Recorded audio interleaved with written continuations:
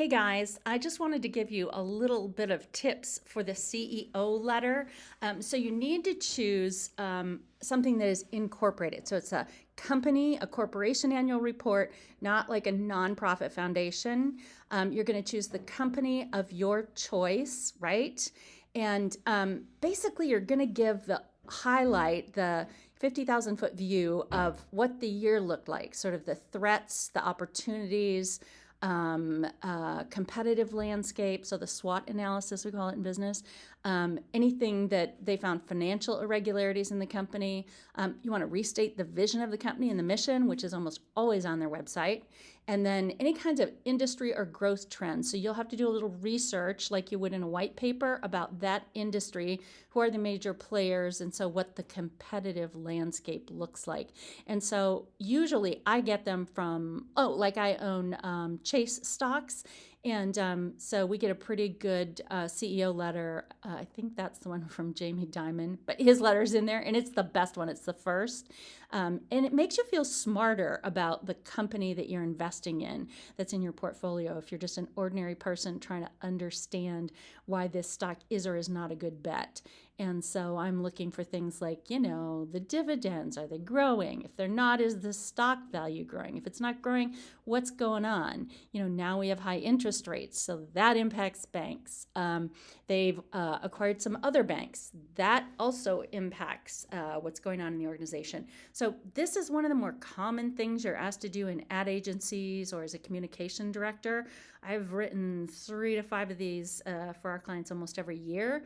And so you want it in your portfolio. Even if you're going to work for a nonprofit, they want to see that you can do it, that you can speak to the numbers, to the competition, to sort of the strategic positioning of the company, but that you're not going to blow smoke, that you're going to really engage and make them feel smarter. And then so remember the rubric points. So, you're going to summarize the key points, like if the company's losing a lot of money. So like I own some cruise ship stocks because I like to cruise, Princess. And they've lost money because they are still recovering from the pandemic, and they've been shoring up their capital resources. They've been building a lot of new ships, but that's steadily growing. It's up about 40% over the last 2 years. They're not doing any dividends, so you have to explain that to your stockholders. Future goals and aspirations, they'll talk a little bit about their ad campaigns and how Princess is voted the most popular cruise line for family travel to Alaska. So that sort of thing. So I would pick a company that you like, that you engage with a product. I know a lot of you love Disney.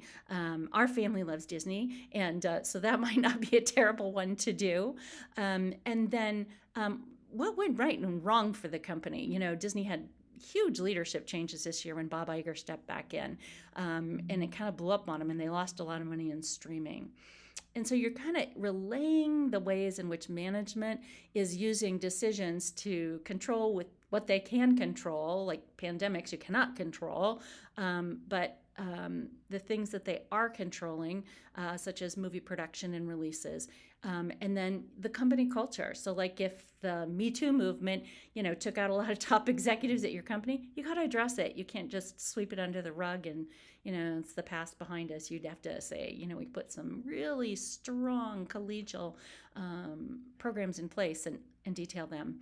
And then, so the audience, you're going to talk to everyday shareholders like me that don't have expertise usually in a company, and they want to understand the business at a deeper level because you're loaning them money when you buy stock. It's got to be clear and concise and simple. Again, not a lot of jargon. And you got to make it, obviously free of the typos and grammatical errors. And it's got a very professional tone. Like Jamie Dimon's letter is a little bit warm and folksy, but it's not, hey guys, what's happening? And so those are sort of the rubric points you're going to hit on. And I think that first example I posted, I like Jamie Dimon's. The Graco one is a good one if you're in a communication crisis situation. They did a really good job of that. The strollers were maiming children, I think is what happened. It's not funny, but they did, and they had to rebound from that. So anyway, hope that's helpful. As you can see, I am in a hotel this week. I'm doing some advisory for our bishop in our Methodist denomination. She's hiring a new communications vice president, and I'm on her search committee because I didn't want to do the job this time around.